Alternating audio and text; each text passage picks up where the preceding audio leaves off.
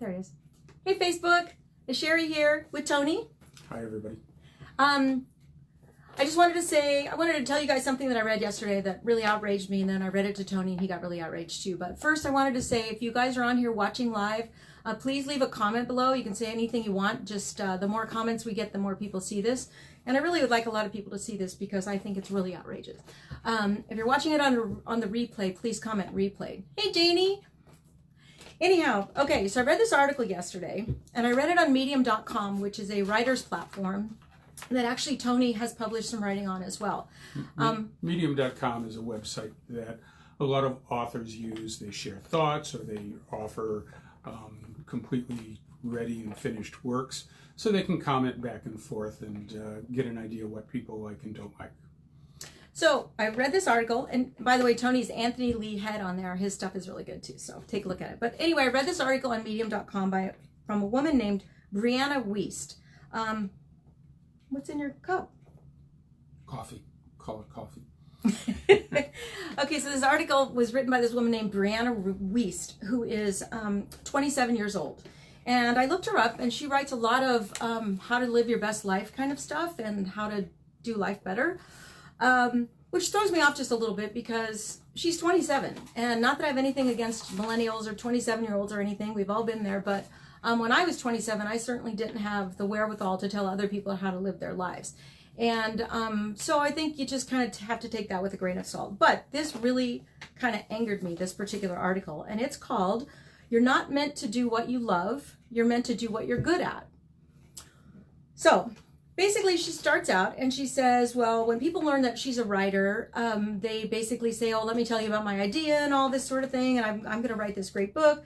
And she says most of them haven't published anything because they're working on their supposedly brilliant bodies of work. And she said basically most of them probably won't. Okay, so the article starts out kind of negative in my opinion.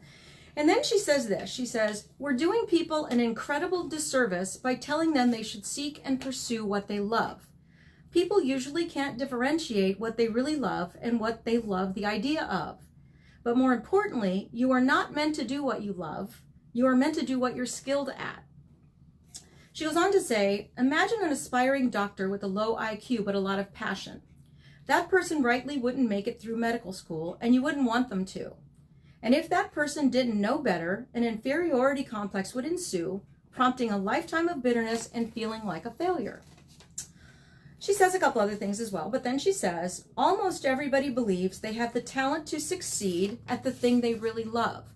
Needless to say, not everybody is correct. She says, there are few jobs that are fundamentally easier than others, whether by virtue of manual labor or brain power. There is only finding a job that suits you enough that the work doesn't feel excruciating. There is only finding what you're skilled at and then learning to be thankful. That one got to me. And then she finishes up by saying, there's more to your life than just what you think will make you happy.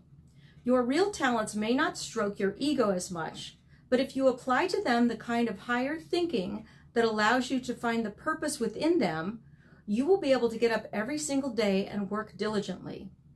Not because you are stoking your senses and stroking your ego, but because you are using what you have. Okay, so that kind of outraged me. Tony, what do you think? I was beginning to feel like Silent Bob here. That bothered me a lot too. It's the sort of negative stay in your place attitude that's existed throughout centuries. But it's really sad and kind of scary to hear an educated young woman using her platform, she's published in a lot of magazines, to spread that concept. I mean, in ancient times, there was no choice. You were born a serf, or a farm worker, that's what you stayed, that's what your kids did, that's what your grandkids did. There was no choice. Later on, there was a choice as the world progressed and there were more opportunities. But still, this very same idea of do what you're good at, stay in your place, has been used to hold people back so often. It's what women have heard all their lives. It's what people of color hear. Exactly. It's what immigrants hear. You know, don't dream of the future. Don't dream of moving higher than your place. Stay right where you are.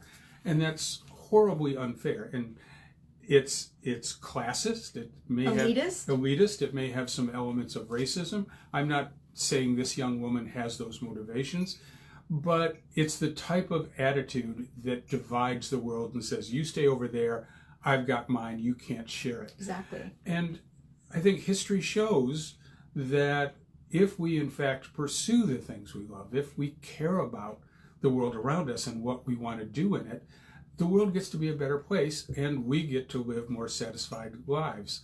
One of my favorite authors in the world is Joseph Campbell, the famous anthropologist and mythologist. And he studied how civilization progressed through the centuries, and he boiled the formula for success down to 3 words: follow your bliss. Exactly. Do what makes you happy, do what you love, do what attracts you, search for that pot of gold at the end of the rainbow. You can always get good at it. Absolutely. Training is important. Exactly. Love isn't enough. Caring that you want to do something means that you care enough to actually figure out how to do it. But telling people to stay in their place, no, you do that job over there because I don't want you to do anything else, that's simply wrong. People should do what they need to do, what's in their hearts. Absolutely, absolutely. When I was a kid, my mom told me I could do whatever I wanted to do. She says, you can grow up and be whatever you want to be. And I took that to heart because, you know, she was my mom and you believe what your mom tells you, usually. But if I had listened to this woman, if this woman had been my mom and she had said, oh no, you need to do what you're good at and not what you really love to do, I would have stayed at my first job at age 14 flipping burgers. I mean, I was really good at flipping burgers because, you know, flipping burgers is not that hard. So if I'd have listened to her, I would have probably still been flipping burgers. And I mean, you know, that's not what I want out of my life. You know, luckily I didn't do that. And I went on, and later on I became a legal secretary, which I also didn't like, but I was really good at it. And if I had listened to her, I would still be doing work that I really hated because I was good at it. I have to point out, when we moved to Mexico and started our hotel there, that was an act purely of love. We wanted ignorance. We wanted an adventure, and it was on-the-job training. Exactly. But by this young woman's theory, we should have never succeeded because it went beyond our skills, and it was just because we wanted the fun of doing it. Well, we turned out to have the #1 rated hotel in Playa del Carmen, Mexico for a while. Yeah, we got good at it after a while. If you love something, you figure out how to do it. Exactly, exactly. I mean, Tony and I did that business. We had a martial arts school that we really didn't know how to run. We've made several businesses, and I know other people that have done the same thing. If there's something that you're really passionate about, make it work for you. Go out and figure out how to do it. You know, don't let somebody tell you that unless you're really good at something right off the bat, you shouldn't do anything else. So what do you guys think about this? Because it enraged both of us, but then, you know, we tend to think about things like this. So you guys, please comment and let me know what you guys think about this, because maybe we're totally wrong. I mean, this woman seems to be very popular on medium.com, and maybe it's an age thing. Maybe it's just more of a millennial outlook versus, you know, a baby boomer outlook. I don't know. Anyway, I'm really interested to find out what you guys have to say. And do you have anything else, babe? Nope, that's it. Thanks for listening. Okay. Yeah, thanks a lot. Take care. Bye.